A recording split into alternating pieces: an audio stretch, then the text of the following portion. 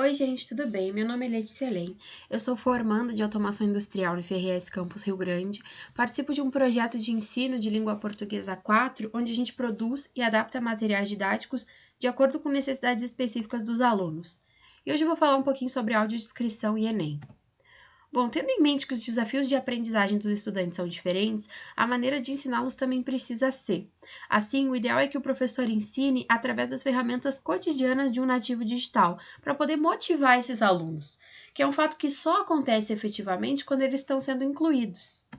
Apesar de 6,5 milhões de brasileiros apresentarem deficiência visual, nós ainda não estamos devidamente equipados para melhor atender essas pessoas.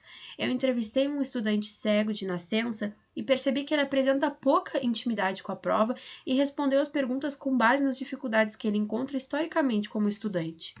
Eu perguntei a ele que tipo de recursos ele utilizava para estudar, para esse tipo de processo seletivo, e ficou clara a importância de certas tecnologias. É importante lembrar que para as pessoas sem deficiência, a tecnologia torna as coisas mais fáceis, mas para as pessoas com deficiência, a tecnologia torna as coisas possíveis.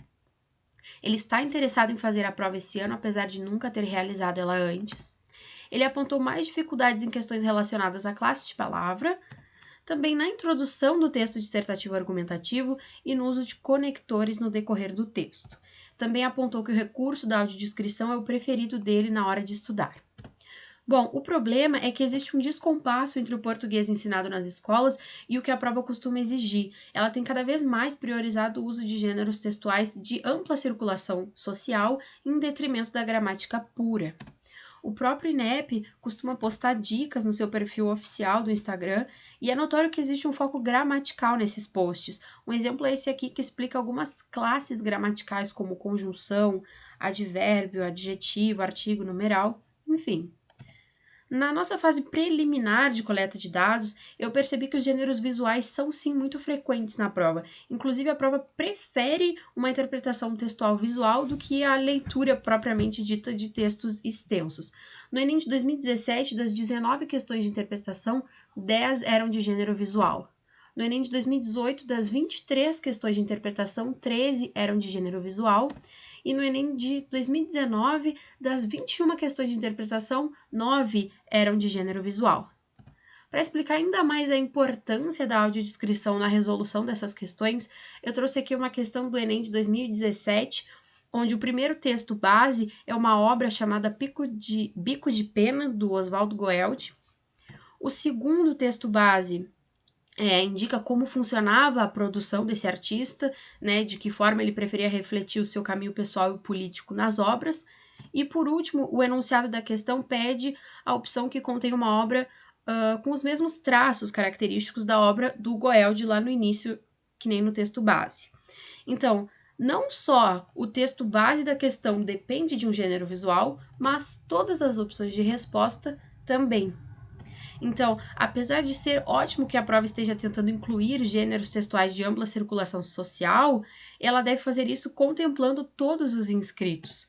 Por exemplo, a prova do Enem de 2019 teve 6 milhões de inscritos, só que 48.756 dessas pessoas apresentavam deficiência visual e tiveram que solicitar algum tipo de recurso, como a prova em braille ou prova com leitura ampliada ou algum auxílio para a transcrição.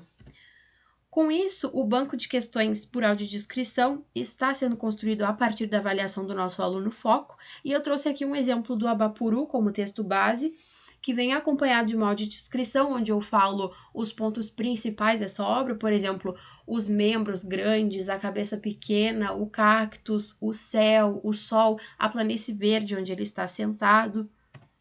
Depois, um texto que explica um pouco do contexto do Abapuru, feito pela Tarsila do Amaral, e por fim a questão, que fala um pouquinho do movimento originado dessa obra. Dito tudo isso, a tecnologia assistiva da audiodescrição permite que os alunos deficientes visuais interajam melhor com o conteúdo, mantendo eles motivados e incentivando que cada vez mais alunos da rede pública com essa condição ingressem no ensino superior. Infelizmente, o projeto ficou prejudicado com esse momento de isolamento social, então a nossa coleta de dados segue em execução para melhores resultados. Muito obrigada pela atenção de todos.